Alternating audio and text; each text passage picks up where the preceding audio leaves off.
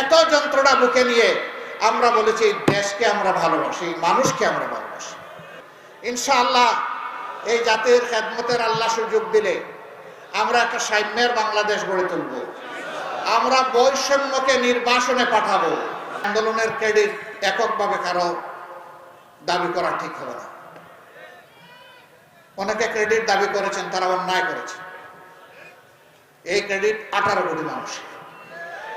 ওরা তো গেল, সবকিছু শেষ করে গেল, কিন্তু আফসোস এই জাতির কেউ কেউ ওদের বদ হাসলত গুলা নিজেরা এখন ধারণ করেছেন। আপনারা ইশারায় বুঝতেই পারেন, কারণ মৌলভীবাজারের মানুষ খুব সতর্ক মানুষ, ভাঙ্গা বলার দরকার নাই।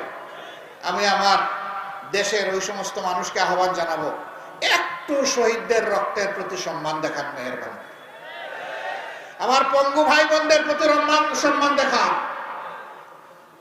যে মা 10 মাসের সন্তান তুলে নিয়ে রাস্তায় নেমে এসেছিলেন, 4 তারিখে সাংবাদিক তাকে জিজ্ঞেস করেছিল, মা আপনি সাংঘাতিক কাজ করেছেন, এই অবুঝ শিশুকে তুলে নিয়ে আপনি কেন এই গুলির সামনে এসেছেন? তিনি বলেছিলেন, সন্তান আমার একটা নয়, এখন রাস্তায় যত যুবক যুবতী আছে সবগুলো আমার সন্তান। সুতরাং ওই সন্তানদের প্রতি সংহতি জানাতে আমি এখানে এসেছি। বন্ধু সাংবাদিক আবার প্রশ্ন করেছে, যদি আপনার জীবনের সন্তানের জীবনের কোনো ক্ষতি হয়, বলে যে 2 জনই শহীদ হয়ে যাবে। 7 বছরের একটা শিশু, ও হাতের মধ্যে ইটের টুকরো নিয়ে পুলিশকে তাড়া করছে। তার সিনিয়ররা তাকে ধরে এনে বলছে, এই তুমি এখানে এসেছো?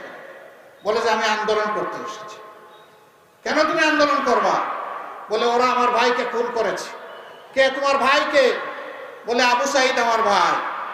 বলে তোমার বাড়ি কি রংপুর? কয় না, আমার বাড়ি ঢাকায়। তাইলে আবু সাইদ তোমার ভাই হয় কিভাবে?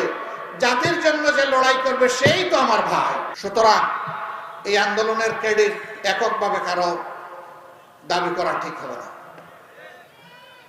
অনেকে ক্রেডিট দাবি করেছেন, তারা অন্যায় করেছে। এই ক্রেডিট 18 কোটি মানুষ। মূল ক্রেডিট আল্লাহ সুবহানাহু ওয়া তাআলা, যিনি এই পরিবর্তন এনে দিয়েছেন আমাদের। প্রিয় ভাইরা, অনেকে আমাদেরকে জিজ্ঞেস করেছে, আপনাদের শহীদ কতজন? আমি বলি, যতজন শহীদ হয়েছে সবাই আমাদের শহীদ। শহীদরা কখনো দলীয় ভাগ বাটুরায় পড়ে না। শহীদরা জাতির গর্বিত সন্তান, জাতীয় বীর। তাদেরকে দলীয় পরিচয়ে পরিচিত করা অন্যায়। তারা জাতির সম্পদ। আমরা চাই না জাতি আর বারবার প্রতারিত হোক। আমরা চাই ঘুষ, দুর্নীতি এবং চাঁদাবাদ মুক্ত একটা বাংলাদেশ। বলবে আপনারা পারবেন, তার প্রমাণ কি? 2টো প্রমাণ। 2001 থেকে 6 সাল প্রিয় সংগঠনের 2 জন শীর্ষ দায়িত্বশীল নেতা 3টা মন্ত্রণালয়ে তারা জাতিকে সেবা দিয়েছেন।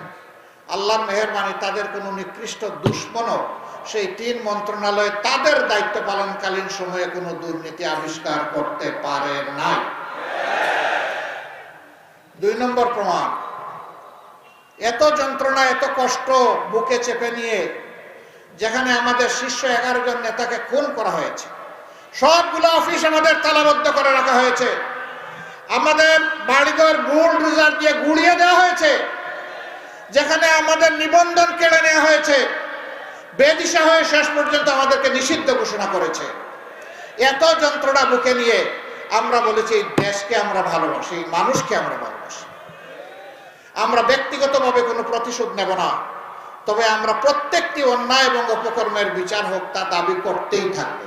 ভাই ও বোনেরা, আজকে যারা এখানে শরীক হয়েছেন এই সম্মেলনে, আপনাদের ধৈর্যের পরীক্ষা শেষ হয়নি। প্রিয় বাংলাদেশ গড়তে হলে আরো বেশি ধৈর্যের জন্য আপনাদেরকে প্রস্তুত হতে হবে। আপনারা কি পারবেন? আমরা জাতিকে কথা দিচ্ছি, আমাদের এই ভাই বোনদের এই হাতগুলো সত্যি আল্লাহকে সাক্ষী রেখে আমরা হাত তুলেছি। ইনশাআল্লাহ এই জাতির খেদমতের আল্লাহ সুযোগ দিলে আমরা একটা সাম্যের বাংলাদেশ গড়ে তুলব। আমরা বৈষম্যকে নির্বাসনে পাঠাবো। আমরা মেধার স্বীকৃতি প্রদান করব। আমরা পলিটোক্রেসি নয়, মেরিটোক্রেসির ভিত্তিতে একটা জাতি গঠন করব। আমরা যুবকদেরকে শিক্ষা দিয়ে বেকারের হাত বানাবো না, যুবকদের হাতকে কর্মীর হাতে পরিণত করব ইনশাআল্লাহ। এই দেশে নারী পুরুষ নির্বিশেষে যার যার যোগ্যতা অনুযায়ী তার তার কর্মক্ষেত্রে সে কাজ করবে। এখানে ধর্ম বিবেচনায় নেওয়া হবে না, এখানে লিঙ্গ বিবেচনায় নেওয়া হবে না।